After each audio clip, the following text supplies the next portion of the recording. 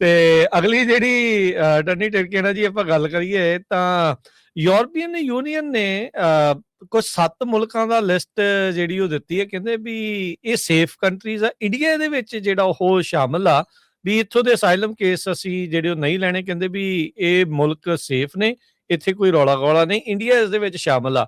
European ਸੰਘ ਦੇ ਦੁਆਰਾ ਲਏ ਗਏ ਇਸ ਫੈਸਲੇ ਦਾ ਆਪਾਂ ਸੋਚ ਸਕਦੇ ਹਾਂ ਵੀ ਅਮਰੀਕਾ ਵੀ ਇਸ ਦੇ ਉੱਤੇ ਨੋਟਿਸ ਲਊਗਾ, ਉਹ ਵੀ ਇਹਨਾਂ ਮੁਲਕਾਂ ਨੂੰ ਉਸ ਲਿਸਟ 'ਚ ਸ਼ਾਮਲ ਕਰ ਸਕਦਾ। ਹਾਂਜੀ, ਇਹ ਚਾਰਜ ਹੀ ਸਾਰੇ ਅਮਰੀਕਾ ਕਰਕੇ ਹੋਏ, ਟਰੰਪ ਕਰਕੇ। ਪਹਿਲਾਂ ਤਾਂ ਸੀਗਾ ਨਹੀਂ ਇਹ, ਪਹਿਲਾਂ ਤਾਂ ਵੈਲਕਮ ਹੀ ਕਰਦੇ ਸੀਗੇ। ਔਰ ਯੂਕੇ ਦੇ ਵਿੱਚ ਤਾਂ ਕਹਿੰਦੇ ਤੁਸੀਂ ਇਮੀਗ੍ਰੈਂਟ ਬਾਰੇ ਕੁਝ ਮਾੜਾ ਕਹਿੰਦੇ ਸੀਗੇ ਤਾਂ ਯੂਕੇ ਵਾਲਿਆਂ ਨੂੰ ਜੇਲ੍ਹ 'ਚ ਵੀ ਪਾ ਦਿੰਦੇ ਸੀਗੇ। ਤੇ ਮੇਅਰ ਮੋਰ ਉਹਨਾਂ ਦੇ ਜਿਹੜੇ ਸੀਗੇ ਸਾਰੇ ਇਮੀਗ੍ਰੈਂਟ ਜਿਹੜੇ ਹੈਗੇ ਆ। ਟੂ ਮਚ ਇਮੀਗ੍ਰੇਸ਼ਨ ਵੀ ਦੇਖੋ ਇੱਕ ਸਿਸਟਮ ਹੁੰਦਾ, ਅਬਜ਼ੌਰਬ ਹੁੰਦਾ, ਤੇ ਟੂ ਮਚ ਇਮੀਗ੍ਰੇਸ਼ਨ ਜਿਹੜੀ 2-3 ਸਾਲਾਂ ਦੇ ਵਿੱਚ ਸੀਰੀਆ, ਬੁਰਕੀਨੀਆ ਫਾਸੋ, ਮਾਲੀ, ਨਾਈਜਰ, ਸਾਊਥ ਸੁਡਾਨ, ਲਾਓਸ ਤੇ ਸੀਅਰਾ ਲਿਓਨੀ, ਇਹਨਾਂ ਦੇ ਲੋਕੀ ਜਿਹੜੇ ਬੈਨ ਕੀਤੇ ਆ। ਤੇ ਇਹਦੇ ਨਾਲ ਜਿਹੜੇ ਪੈਲਸਟੀਨੀਅਨ ਅਥਾਰਟੀ ਇਸ਼ੂਡ ਟਰੈਵਲ ਡਾਕੂਮੈਂਟ ਸੀਗੇ, ਉਹਨਾਂ ਨੂੰ ਵੀ ਇਹਨਾਂ ਨੇ ਜਿਹੜਾ ਸੀਗਾ ਬਾਹਰ ਕਰਤਾ। ਹੁਣ ਉਹਨਾਂ ਨੂੰ ਕਿਉਂ ਕੀਤਾ ਭਾਈ? ਉੱਥੇ ਤਾਂ ਜਿਹੜਾ ਵਿਵਾਦ ਉੱਤੋਂ ਮੈਨੂੰ ਲੱਗਦਾ ਕਿਤੇ ਜ਼ਿਆਦਾ ਵਿਵਾਦ ਆਪਾਂ ਆਪਣੇ ਲਾਈਫ ਟਾਈਮ 'ਚ ਦੇਖਿਆ ਨਹੀਂ। ਉਹ ਤਾਂ ਫਲੈਟ ਹੀ ਕਰਤੇ ਵਿਚਾਰੇ, ਉਹਨਾਂ ਦੇ ਬੰਬ ਸੁੱਟ ਕੇ। ਇਹ ਜਿਹੜੇ ਯੂਐਸ ਨੇ ਟਰੈਵਲ ਬੈਨ ਇਹ 7 ਮੁਲਕਾਂ 'ਚ ਵਧਾਇਆ, ਉਹ 7 ਮੁਲਕਾਂ ਵਾਲੇ ਵੱਖਰੇ ਆ ਜਿਹੜੇ ਯੂਰਪੀਅਨ ਯੂਨੀਅਨ ਵਾਲੇ ਆ। ਹਾਂਜੀ, ਪਹਿਲਾਂ ਇਹ ਦੱਸ ਦਿਓ ਤੁਸੀਂ ਜੀ। ਨਹੀਂ, ਹਾਂਜੀ, ਮੈਂ ਯੂਐਸ ਵਾਲੀ ਗੱਲ ਕਰ ਰਿਹਾ ਸੀਗਾ ਜੀ। ਤੇ ਯੂਰਪੀਅਨ ਯੂਨੀਅਨ ਉਹਨਾਂ ਦੀ ਤਾਂ ਚਲੋ ਯੂਰਪ ਵਾਲਿਆਂ ਦੀ ਆਪਣੀਆਂ ਜਿਹੜੀਆਂ ਅਲੱਗ ਥੋੜ੍ਹੀਆਂ ਜਿਹੀਆਂ ਸਮੱਸਿਆਵਾਂ ਹੈਗੀਆਂ। ਉਹਨਾਂ ਦੀਆਂ ਸਮੱਸਿਆਵਾਂ ਜਿਹੜੀਆਂ ਮੋਰ ਔਨ ਦਾ ਲਾਈਨਸ ਆਫ ਆ ਕੇ ਜਿਹੜੇ ਇਮੀਗ੍ਰੈਂਟ ਜਵਾਕ ਜ਼ਿਆਦਾ ਜੰਮਦੇ ਇੱਕ ਮਿਸ਼ਨ ਤੇ ਆਉਂਦੇ ਆ ਕਿ ਕਿੱਦਾਂ ਜਿਹੜਾ ਸੀਗਾ ਸਲਤਨਤ ਦੁਬਾਰਾ ਆਪਣੀ ਬਣਾਉਣੀ ਆ ਕਿਸੇ ਦੂਜੇ ਤੇ ਜਾ ਕੇ, ਤੇ ਫਿਰ ਆ ਕੇ ਉਹਨਾਂ ਦੇ ਜਿਹੜੇ ਲਾਅ ਕਿੱਦਾਂ ਚੇਂਜ ਕਰਨੇ ਆ। ਉਹਨਾਂ ਦੀ ਜਿਹੜੀ ਫਾਈਟ ਜਾਂ ਜਦੋਜਹਿਦ ਜਿਹੜੀ ਦੂਸਰੀ ਆ, ਉਹਨਾਂ ਨੂੰ ਐਂ ਲੱਗਦਾ ਕਿ ਉਹਨਾਂ ਦਾ ਕਲਚਰ ਡੇਂਜਰ 'ਚ, ਤੇ ਉਹਦੇ ਵਿੱਚ ਕੋਈ ਕਮੈਂਟ ਨਹੀਂ। ਨਾ ਆਪਾਂ ਯੂਰਪ ਜਾਣਾ ਘੁੰਮਣ ਫਿਰਨ ਤੱਕ ਹੀ ਆਪਣੀ ਸੀਮਿਤ ਆ। ਉਹ ਯੂਰਪ ਵਾਲਿਆਂ ਦੀਆਂ ਸਮੱਸਿਆਵਾਂ ਅਮਰੀਕਾ ਦੇ ਵਿੱਚ ਜਿਹੜਾ ਸੀਗਾ ਲਿਸਟ ਇਹਨਾਂ ਨੇ ਵਧਾਤੀ ਹੈ। ਤੇ ਇਹਦੇ ਵਿੱਚ ਇਹ ਬੇਸਿਕਲੀ ਪੈਲਸਟਾਈਨ ਵਾਲੇ ਨੂੰ ਕਿਉਂ ਟੰਗਦੇ ਆ? ਕਿਉਂਕਿ ਜੂਇਸ਼ ਲੌਬੀ ਜਿਹੜੀ ਇੱਥੇ ਜ਼ਿਆਦਾ ਸਟਰੋਂਗ ਹੈਗੀ ਆ। ਇਨਫੈਕਟ ਇੰਨੀ ਸਟਰੋਂਗ ਜਿਹੜੀ ਹੈਗੀ ਆ ਕਿ ਉਹ ਕਹਿੰਦੇ ਸੀਗੇ ਕਿ ਜਿਹੜੇ ਫੇਸਬੁੱਕ ਵਗੈਰਾ ਤੁਸੀਂ ਸੋਸ਼ਲ ਮੀਡੀਆ ਤੇ ਓਪੀਨੀਅਨ ਵੀ ਗੱਲ ਵੀ ਕਿਉਂ ਕਰਦੇ ਹੋ ਉਸ ਬਾਰੇ। ਤੇ ਕਿਸੇ ਟਾਈਮ ਜਿਹੜੀ ਇੱਕ ਕਲਾਸ ਸੀਗੀ ਜਿੰਨਾ ਆਪ ਇੰਨਾ ਧੱਕੇਸ਼ਾਹੀ ਜਿਹੜੀ ਹੋਈ, ਤੇ ਤੁਸੀਂ ਦੇਖ ਲਓ ਕਿ ਕਿੱਦਾਂ ਜਿਹੜਾ ਟਰਨ ਆਫ ਇਵੈਂਟਸ ਜਿਹੜਾ ਹੁੰਦਾ 100 ਸਾਲਾਂ ਦੇ ਅੰਦਰ ਹੀ ਕਿ ਬਿਲਕੁਲ ਡਿਫਰੈਂਟ ਰੂਪ ਜਿਹੜਾ ਦੇਖ ਰਹੇ ਆ। ਤੇ ਸਰਕਾਰ ਕਹਿੰਦੀ ਸੀਗੀ ਕਿ ਗੱਲ ਵੀ ਨਾ ਕਰੋ, ਪਰ ਇਹ ਹੈ ਕਿ ਲੌਂਗ ਰਨ ਦੇ ਵਿੱਚ ਅਮਰੀਕਨ ਜਿਹੜੇ ਲੋਕ ਹੈਗੇ ਉਹਨਾਂ ਨੂੰ ਦਬਾ ਕੇ ਰੱਖਣਾ, ਤੁਸੀਂ ਆ ਵੀ ਨਾ ਬੋਲੋ ਔਖਾ।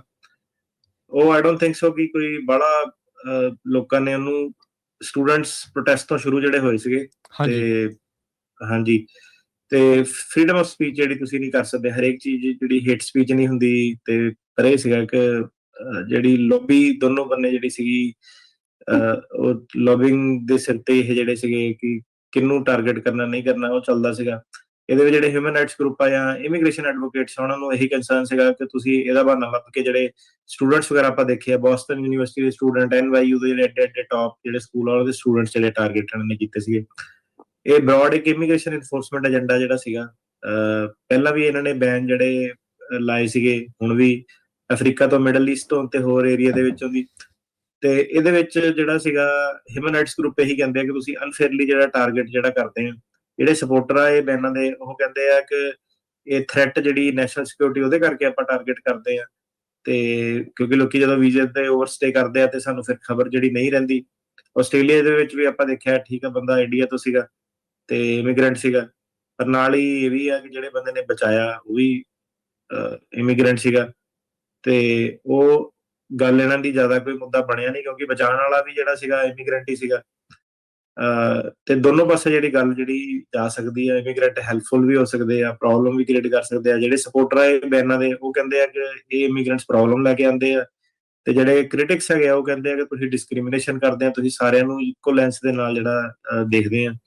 ਤੇ ਇਹਦੇ ਵਿੱਚ ਹਜ਼ਾਰਾਂ ਲੋਕੀ ਆ ਜਾਣੇ ਇਸ ਜਿਹੜੀ US ਟਰੈਵਲ ਬੈਨ ਦੇ ਵਿੱਚ, ਜਿਹੜੇ ਕਿ ਸਟੂਡੈਂਟ, ਬਿਜ਼ਨਸ ਟਰੈਵਲਰ ਤੇ ਫੈਮਿਲੀ ਮੈਂਬਰ ਵੀ ਜਿਹੜੇ ਸੀਗੇ, ਗ੍ਰੀਨ ਕਾਰਡ ਵਗੈਰਾ ਵੀ ਜਿਹੜੇ ਰੋਕ ਦਿੰਦੇ ਆ। ਤੇ ਜਿਹੜੀ ਯੂਰਪੀਅਨ ਯੂਨੀਅਨ ਦੀ ਤੁਸੀਂ ਗੱਲ ਕੀਤੀ ਸੀਗੀ, ਉਹਦੇ ਵਿੱਚ Bangladesh, Colombia, Egypt, Kosovo, India, Morocco, Tunisia, ਇਹਨਾਂ ਨੂੰ ਉਹ ਕਹਿੰਦੇ ਆ ਸੇਫ ਕੰਟਰੀ ਹੈਗੇ, ਇੱਥੇ ਕੋਈ ਲੜਾਈ ਨਹੀਂ ਚੱਲਦੀ ਪਈ, ਕੋਈ ਵਾਰ ਨਹੀਂ ਚੱਲਦੀ ਪਈ, ਤੇ ਇਹਨਾਂ ਦੇ ਅਸਾਈਲਮ ਜਿਹੜੇ ਹੈਗੇ ਆ ਉਹ ਆਪਾਂ ਇਹਨੂੰ ਸੇਫ ਕੰਟਰੀ ਮੰਨਾਂਗੇ। ਉਹਨਾਂ ਨੂੰ ਵੈਟ ਜਿਹੜਾ ਹੋਰ ਜ਼ਿਆਦਾ ਕਰਨਾ, ਇੱਕ ਫਾਸਟ ਟਰੈਕ ਅਸਾਲਮ ਸਿਸਟਮ ਜਿਹੜਾ ਚਲਾਉਣਾ, ਜਿਹਦੇ ਕਰਕੇ ਕਿ ਲੋਕੀ ਜਿਹੜੇ ਸੀਗੇ ਤੁਰੰਤ ਉਹਨਾਂ ਦੀਆਂ ਅਸਾਲਮ ਐਪਲੀਕੇਸ਼ਨਾਂ ਤੇ ਜਿਹੜਾ ਫੈਸਲੇ ਕਰਨੇ ਆ, ਕਿਉਂਕਿ ਪਿਛਲੇ 4-5 ਸਾਲਾਂ 'ਚ ਬਹੁਤ ਜ਼ਿਆਦਾ ਜਿਹੜੀ ਇੱਕ ਹਾਈ ਵੋਲਿਊਮ ਜਿਹੜੀ ਹੋ ਗਈ ਆ ਅਸਾਲਮ ਸੀਕਰਾਂ ਦੀ। ਸੇਮ ਥਿੰਗ ਕੈਨੇਡਾ ਨੇ ਵੀ ਕਹੀ ਸੀਗੀ, ਖਬਰ ਸੀਗੀ ਕਿ ਇੱਕ ਸਕੂਲ ਦੇ ਵਿੱਚ 99% ਸਟੂਡੈਂਟਸ ਨੇ ਜਿਹੜਾ ਇੱਕੋ ਸਕੂਲ ਦੇ ਵਿੱਚ ਜਿਹੜਾ ਅਸਾਲਮ ਕਰਤਾ ਸੀਗਾ, 99% ਸਟੂਡੈਂਟਸ ਨੇ। ਤੇ ਉਹ ਚੀਜ਼ ਫਿਰ ਉਸ ਡਾਇਰੈਕਸ਼ਨ ਵੱਲ ਜਿਹੜੀਆਂ ਇਹ ਚੀਜ਼ਾਂ ਜਿਹੜੀਆਂ ਲੈ ਕੇ ਜਾ ਰਹੇ ਆ। ਤੇ ਇਹਦੇ ਵਿੱਚ ਜਿਹੜਾ ਸੀਗਾ ਰਿਫਾਰਮ, ਜਿਹੜਾ ਓਬਵੀਅਸਲੀ ਯੂਰਪੀਅਨ ਯੂਨੀਅਨ ਦੇ ਜਿਹੜੇ ਐਕਟਸ ਹੈਗੇ ਮਾਈਗ੍ਰੇਸ਼ਨ ਤੇ ਅਸਾਈਲਮ ਦੇ ਉੱਤੇ, ਉਹਨੂੰ ਇਹ ਚੇਂਜ ਜਿਹੜਾ ਕਰਨਾ ਚਾਹੁੰਦੇ ਆ ਜੂਨ 2026 ਤੱਕ ਇਹ ਕਹਿੰਦੇ ਇੰਪਲੀਮੈਂਟ ਜਿਹੜਾ ਕਰਨਾ। ਅਸਾਈਲਮ ਰਿਲੇਟਡ ਜਿਹੜੀ ਇਮੀਗ੍ਰੇਸ਼ਨ ਜਿਹੜੀ ਸੀਗੀ ਯੂਰਪ 'ਚ ਉਹ ਰੋਕਣੀ ਆ, ਬੈਕਲੌਗ ਵਗੈਰਾ ਜਿਹੜੇ ਹੈਗੇ ਆ ਉਹ ਰੋਕਣੇ ਆ, ਤੇ ਮਾਈਗ੍ਰੇਸ਼ਨ ਨੂੰ ਜਿਹੜਾ ਸਹੀ ਤਰੀਕੇ ਨਾਲ ਟੈਕਲ ਜਿਹੜਾ ਉਹਨਾਂ ਨੇ ਕਰਨਾ। ਤੇ ਇਹੀ ਜਿਹੜੀ ਉਹ ਕਹਿੰਦੇ ਆ ਸਪੋਰਟਰ ਜਿਹੜੇ ਬੈਨਸ ਦੇ, ਉਹ ਕਹਿੰਦੇ ਆ ਕਿ ਸਹੀ ਅਪਰੋਚ ਹੈਗੀ ਆ। ਜਿਹੜੇ ਹਿਊਮਨ ਰਾਈਟਸ ਆਰਗੇਨਾਈਜੇਸ਼ਨ ਜਿਹੜੀਆਂ ਹੈਗੀਆਂ ਉਹ ਕਹਿੰਦੀਆਂ ਕਿ ਤੁਸੀਂ ਏਦਾਂ ਕਰੋਗੇ, ਇਹਦੇ ਨਾਲ ਜਿਹੜਾ ਕੋਈ ਜੈਨੂਇਨ ਅਸਾਈਲਮ ਸੀਕਰ ਵੀ ਹੈਗਾ, ਤੁਸੀਂ ਉਹਦੀ ਲਾਈਫ ਵੀ ਡੇਂਜਰ ਜਿਹੜੀ ਪਾਉਂਦੇ ਆ। ਫਰੀडम ਸਿਵਲ ਲਿਬਰਟੀ ਦਾ ਜਿਹੜਾ ਮੁੱਦਾ ਇਹ ਆ ਜਾਂਦਾ ਮਾਈਨੋਰਿਟੀਜ਼ ਦਾ। ਤੇ ਤੁਸੀਂ ਸਿੱਧੇ ਜਿਹੜਾ ਕਹਿ ਰਹੇ ਆ ਕਿ ਸੇਫ ਕੰਟਰੀ ਹੈਗੀਆਂ, ਕਿ ਇੰਡੀਆ ਫੋਰ ਐਗਜ਼ਾਮਪਲ ਜੇ ਤੁਸੀਂ ਸਿੱਧੇ ਕਹਿ ਲਓ ਕਿ ਸੇਫ ਕੰਟਰੀ ਆ, ਤੇ ਜ਼ਰੂਰੀ ਨਹੀਂ ਹੈਗਾ ਕਿ ਉਹ ਕੰਟਰੀ ਦੇ ਵਿੱਚ ਹਰੇਕ ਬੰਦਾ ਸੇਫ ਆ। ਉੱਥੇ ਵੀ ਬਹੁਤ ਧੱਕੇਸ਼ਾਹੀਆਂ ਜਿਹੜੀਆਂ ਹੁੰਦੀਆਂ, ਕਿ ਤੁਹਾਨੂੰ ਕੇਸ ਬਾਏ ਕੇਸ ਜਿਹੜਾ ਦੇਖਣਾ ਚਾਹੀਦਾ। ਇਹ ਸੇਫ ਕੰਟਰੀ ਵਾਲਾ ਲੇਬਲ ਜਿਹੜਾ ਤੁਸੀਂ ਨਾ ਲਾਓ, ਪਰ ਉਹਨਾਂ ਨੇ ਇਹ ਲੇਬਲ ਜਿਹੜਾ ਲਾਤਾ। ਚੀਜ਼ਾਂ ਜਿਹੜੀਆਂ ਹੁਣ ਐਂਟੀ ਇਮੀਗ੍ਰੇਸ਼ਨ ਵੱਲ ਜਿਹੜੀਆਂ ਜਾ ਰਹੀਆਂ, ਤੇ ਮਾਈਗ੍ਰੇਸ਼ਨ ਕਿਉਂਕਿ ਬਹੁਤ ਜ਼ਿਆਦਾ ਜਿਹੜੀ 4-5 ਸਾਲਾਂ ਦੇ ਵਿੱਚ ਹੋਈ ਹੈ, ਲੋਕੀ ਕਾਫੀ ਜ਼ਿਆਦਾ ਜਿਹੜੇ ਮੂਵ ਕੀਤੇ ਆ, ਤੇ ਉਹਨੂੰ ਇਹ ਕੰਟਰੋਲ ਜਿਹੜਾ ਕਰਨਾ ਚਾਹੁੰਦੇ ਆ, ਸਿੱਧੀ ਜੀ ਗੱਲ। ਤੇ ਇਹ ਜਿੱਦਾਂ ਮੈਂ ਪਹਿਲਾਂ ਪੁੱਛਿਆ ਸੀਗਾ ਵੀ ਕੀ ਅਮਰੀਕਾ ਵਾਲੇ ਵੀ ਇਸ ਤੋਂ ਦੇਖਦੇ ਹੋਏ ਵੀ ਯੂਰਪੀਅਨ ਯੂਨੀਅਨ ਨੇ ਕਰਤੇ ਵੀ ਉਹ ਵੀ ਕਹਿ ਦੇਣ ਵੀ ਹਾਂ ਭਾਈ ਵੀ ਇੱਥੇ ਸੇਫ ਆ, ਆਪਾਂ ਇਹਨਾਂ ਦੇ ਉੱਤੇ ਨਹੀਂ ਕਰਨਾ, ਜਾਂ ਇਹਦਾ ਅਸਰ ਤੁਸੀਂ ਲੱਗਦਾ ਵੀ ਤੁਹਾਨੂੰ ਇੱਥੇ ਪਊਗਾ ਜਾਂ ਨਹੀਂ ਪਊਗਾ ਅਮਰੀਕਾ ਦੇ ਵਿੱਚ, ਉਹ ਉੱਥੇ ਯੂਰਪੀਅਨ ਯੂਨੀਅਨ ਦੇ ਦੁਆਰਾ ਲਏ ਗਏ ਇਸ ਫੈਸਲੇ ਦਾ? ਦੇਖੋ, ਯੂਰਪ ਦੇ ਵਿੱਚ ਕਈ ਹੈਗੀਆਂ country civil law country. Civil law country ਹੁੰਦਾ ਜਦੋਂ ਲਾਅ ਮੇਕਰ ਲਾਅ ਬਣਾ ਲੈਂਦਾ, ਉਹਦੇ ਉੱਤੇ ਜੱਜਾਂ ਕੋਲ ਪਾਵਰ ਨਹੀਂ ਹੁੰਦੀ, ਉਹਨੇ ਲਾਅ ਉਹਦੇ ਪੜ੍ਹਨਾ ਹੁੰਦਾ। ਠੀਕ ਹੈ, ਜਿੱਦਾਂ ਫਰਾਂਸ ਦੀ ਆਪਾਂ ਗੱਲ ਕਰੀਏ, ਠੀਕ ਹੈ, ਸਾਡੇ ਨਾਲ ਇੱਕ ਕੁੜੀ ਪੜ੍ਹਦੀ ਹੁੰਦੀ ਸੀ ਲਾਅ ਦੇ ਵਿੱਚ। ਉਹ ਜਦੋਂ ਉਹਨੂੰ ਆਇਆ, ਉਹਨੂੰ ਬੜੀ ਪ੍ਰੋਬਲਮ ਹੋਈ ਯੂਐਸ ਦੇ ਵਿੱਚ ਲਾਅ ਸਮਝਣ ਦੀ। ਉਹ ਕਹਿੰਦੀ ਕਿ ਐਂਡ 'ਚ ਜੱਜ ਕੋਈ ਹੋਰ ਹੀ ਫੈਸਲਾ ਕਰ ਦਿੰਦਾ। ਸੋ ਉਹਦਾ ਕਹਿਣ ਦਾ ਮਤਲਬ ਸੀਗਾ ਕਿ ਕੇਸ ਨੂੰ ਚੱਲਦਾ, ਕਾਨੂੰਨ ਆ ਕਹਿੰਦਾ, ਤੇ ਜੱਜ ਫਿਰ ਕਹਿੰਦਾ ਕਿ ਨਹੀਂ ਆਹ ਚੀਜ਼ ਆਪਾਂ ਦੇਖਣੀ, ਆਹ ਚੀਜ਼ ਦੇਖਣੀ। ਜੱਜਾਂ ਨੂੰ ਡਿਸਕ੍ਰੈਸ਼ਨ ਜਿਹੜੀ ਹੈਗੀ। ਹੁਣ ਜਿਹੜੇ ਕਈ ਕੰਟਰੀਆਂ 'ਚ ਡਿਸਕ੍ਰੈਸ਼ਨ ਨਹੀਂ ਹੈਗੀ, ਜਿੱਦਾਂ ਇਹ ਹੈਗਾ common law system. Common law system ਦੇ ਵਿੱਚ ਇਹ ਹੁੰਦਾ ਕਿ ਜੱਜ ਇੱਕ ਮੈਜਿਕ ਜਿਹਾ ਕਰ ਦਿੰਦਾ ਕਈ ਵਾਰੀ ਐਂਡ 'ਚ, ਜਿਹੜਾ ਇਨਸਾਫ ਦੀ ਜਿਹੜੀ ਤਕੜੀ ਆ ਉਹ ਇੱਕ ਪਾਸੋਂ ਜ਼ਿਆਦਾ ਝੁਕਦੀ ਆ, ਤੇ ਫੈਸਲਾ ਜਿਹੜਾ ਉੱਚਾ ਨੀਚਾ ਹੋ ਸਕਦਾ ਹੁੰਦਾ। ਤੇ ਜਿਹੜੇ ਸਿਵਲ ਲਾਅ ਕੰਟਰੀ ਜਿਹੜੇ ਹੈਗੇ ਉਹਦੇ ਵਿੱਚ ਜੱਜਾਂ ਦੇ ਕੋਲ ਪਾਵਰ ਨਹੀਂ ਇੰਨੀ ਹੁੰਦੀ। ਜਿਹੜੇ ਹਿਸਾਬ ਨਾਲ ਲਾਅ ਜਿਹੜਾ ਲਿਖ ਦਿੱਤਾ ਜਾਂਦਾ ਉਹਨੂੰ ਉਦਾਂ ਹੀ ਇਨਫੋਰਸ ਹੁੰਦਾ। ਉਹਦੇ 'ਚ ਫਲੈਕਸੀਬਿਲਿਟੀ ਨਹੀਂ ਜਿਹੜੀ ਹੁੰਦੀ, ਉਹਦੇ ਫਾਇਦੇ ਵੀ ਆ, ਨੁਕਸਾਨ ਵੀ ਆ। ਹੁਣ ਮੈਨੂੰ ਯੂਰਪੀਅਨ ਯੂਨੀਅਨ ਦਾ ਨਹੀਂ ਪਤਾ, ਪਰ ਜਦੋਂ ਤੁਸੀਂ ਅਮਰੀਕਾ ਦੇ ਵਿੱਚ ਜੇ ਤੁਸੀਂ ਸਿੱਧੇ ਕਹਤਾ ਕਿ ਇਹ ਸੇਫ ਕੰਟਰੀ ਹੈ, ਇਹਦੀ ਗੱਲ ਸੁਣਨੀ ਨਹੀਂ, ਇੱਥੇ ਉਹਨੂੰ ਡਿਊ ਪ੍ਰੋਸੈਸ ਤੇ ਕਨਸਟੀਟਿਊਸ਼ਨਲ ਜਿਹੜਾ ਚੈਲੰਜ ਹੋ ਜਾਣਾ। ਯੂਐਸ ਦੀ ਬਿਊਟੀ ਇਹ ਹੈਗੀ ਆ ਕਿ ਜਿਹੜਾ ਦੇਸ਼ ਬਣਿਆ ਸੀਗਾ, ਇਹ ਸਭ ਤੋਂ ਬਾਅਦ 'ਚ ਜਿਹੜਾ ਬਣਿਆ ਸੀਗਾ ਨਾ, ਇਹਦੇ ਜਿਹੜੇ ਲੋਕ ਸੀਗੇ, ਜਿਹੜੇ ਇਹਦੇ ਫਾਊਂਡਿੰਗ ਫਾਦਰ ਸੀਗੇ, ਉਹਨਾਂ ਦਾ ਜਿਹੜਾ ਵਿਜ਼ਨ ਸੀਗਾ ਉਹ ਇੰਨਾ ਕੁ ਦੂਰਦੇਸ਼ੀ ਕਹਿ ਲਓ ਉਹਨਾਂ ਦੇ ਵਿੱਚ ਸੀਗੀ। ਕਿਉਂਕਿ ਇਹ ਜਿਹੜਾ ਦੇਸ਼ ਬਣਿਆ ਸੀਗਾ, ਇਹ ਬਣਿਆ ਸੀਗਾ ਜਿਹੜੇ ਲੋਕੀ ਧਰਮ ਤੋਂ ਭੱਜ ਕੇ ਆਏ ਆ, ਤੇ ਉਹਨਾਂ ਨੂੰ ਪਤਾ ਸੀਗਾ ਕਿ ਧਰਮ ਨੇ ਪਿੱਛਾ ਨਹੀਂ ਛੱਡਣਾ, ਉਹਨੇ ਵੀ ਇਸ ਦੇਸ਼ ਦੇ ਵਿੱਚ ਆ ਜਾਣਾ, ਫਿਰ ਲੋਕਾਂ ਨੂੰ ਫੋਰਸ ਕਰਨਾ। ਸੋ ਉਹਨਾਂ ਨੇ ਜਿਹੜਾ ਇਹ ਦੇਸ਼ ਬਣਾਇਆ ਸੀਗਾ, ਉਹਨਾਂ ਨੇ ਇੰਨੇ ਕੁ ਸੇਫ ਗਾਰਡ ਜਿਹੜੀਆਂ ਪ੍ਰੋਟੈਕਸ਼ਨ ਜਿਹੜੀਆਂ ਦਿੱਤੀਆਂ।